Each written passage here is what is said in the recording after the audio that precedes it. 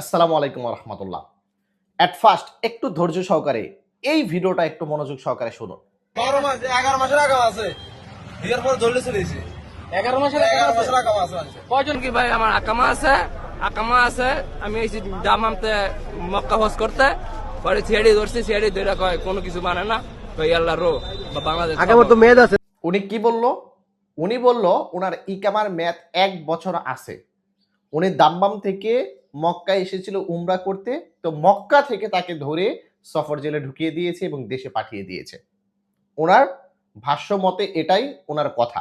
ঠিক এরকম আরো অনেকেই আছে যারা বলবে যে ভাই আমি রাস্তা দিয়ে যাচ্ছি, আমার ইকামার মেয়াদ থাকা শর্ত আমাকে পুলিশ ধরে দেশে পাঠিয়ে দিছে।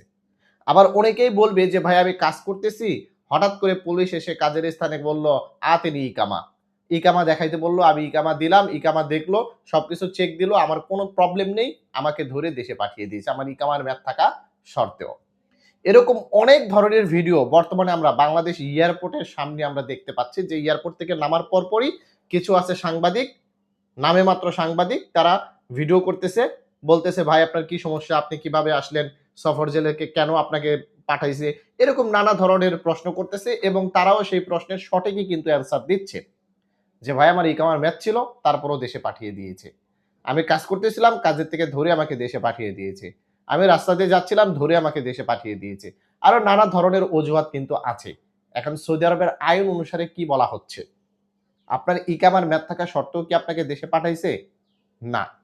আপনার ইকামার মেয়াদ নেই, আপনাকে কি ধরে দেশে পাঠিয়ে দিয়েছে? না। সৌদি আরবের আইন অনুসারে যাদের ইকামার মেয়াদ আছে বা ইকামার মেয়াদ নেই, এদেরকে কিন্তু বর্তমানে ধরে দেশে পাঠিয়ে দেয় না। তাহলে এদেরকে কেন পাঠাইলো? এদেরকে কোন আইনের ভিত্তিতে পাঠাইলো? সেই আইনের ভিত্তিটা হচ্ছে শ্রম আইন লঙ্ঘন। নাম্বার 1 একটা আইন হচ্ছে শ্রম আইন লঙ্ঘন। শ্রম আইন লঙ্ঘন আইনটা হচ্ছে কি? যেমন ধরেন আপনি আপনার কফিলের কাজে কিন্তু আপনি আসছেন সৌদি আরবে, অথবা আপনার কোম্পানির কাজে কিন্তু আপনি আসছেন সৌদি আরবে। নিয়ম অনুসারে আপনাকে কোম্পানির কাজই করতে হবে, নিয়ম অনুসারে আপনাকে কফিলের কাজই করতে হবে। যেমন ধরেন আপনি আমেল আইডি ভিসাতে আসছেন, অর্থাৎ যেখানে খুশি সেখানে কাজ করতে পারবেন এমন একটা ভিসাতে আসছেন, কোনো প্রবলেম নেই। কিন্তু আপনি যে জায়গাতে কাজটা করতেছেন ওই জায়গাটা কফিল মালিক কিনা, একটা দোকানে আপনি কাজ করতেছেন, একটা বাকালাতে, ওই বাকালার মালিকটা অবশ্যই আপনার কফিলকে হতে হবে। এক্ষেত্রে আপনার ইকামার মেয়াদ থাক বা না থাক, দেখবেন আপনাকে ধরে দেশে পাঠিয়ে দিবে না। দেখা গেল যে আপনি কোম্পানিতে কাজ করেন, কোম্পানিতে কাজ করার পর পার্ট টাইম আবার কাজ করতেছেন, কোন একটা রাস্তার ধারে গাড়ি পরিষ্কার করে দিচ্ছেন কোন একটা সৌদির। এখন এই মুহূর্তে পুলিশ এসে যদি আপনাকে দেখে যে আপনি রাস্তার মাঝে গাড়ি ধোয়ার কাজ করতেছেন, তখন তো আপনাকে ধরে দেশে পাঠিয়ে দিবেই, কারণ আপনি শ্রম আইন লঙ্ঘন করছেন। সৌদি গভর্নমেন্ট জানে যে আমরা এসেছি একটা কফিল বা কোম্পানির আন্ডারে, আমরা কাজ করতেছি সেই কফিল বা কোম্পানিরই, আমাদের বাহিরে কাজ করার কোনো এখতিয়ার নেই। এটাকেই বলে শ্রম আইন লঙ্ঘন। আমরা শ্রম আইনের যে আইনটা, শ্রম বাজারে, যে বাজারে আমাকে কাজ করতে হবে সেই বাজারে কাজ না করে আমি আরেকজনের বাজারে কাজ করতেছি, তাহলে তো আমাকে পুলিশ ধরে দেশে পাঠিয়ে দিবেই। এই হচ্ছে একটা বিষয়।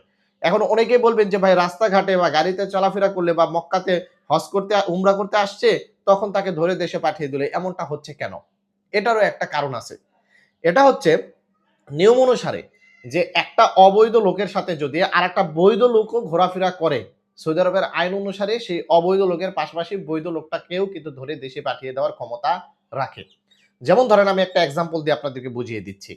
একটা গাড়িতে 2 জন পাকিস্তানি উঠছে, একজন বাংলাদেশি।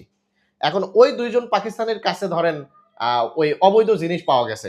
যেমন সিগারেটের ভিতরে কিছু অবৈধ জিনিস খায় না মানুষ টাইনা টুইনা, আবার মনে করেন ওই যে কি বলে গাঁজা গুজা বলে যে, এগুলা যে খায়।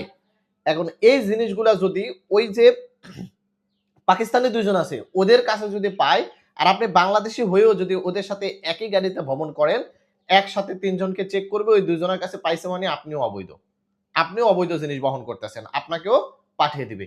এখন আপনি মনে করতেছেন আমার ইকামার মেয়াদ আছে, আমি কোনো অপরাধ করলাম না, আমাকে কেন পাঠিয়ে দিল?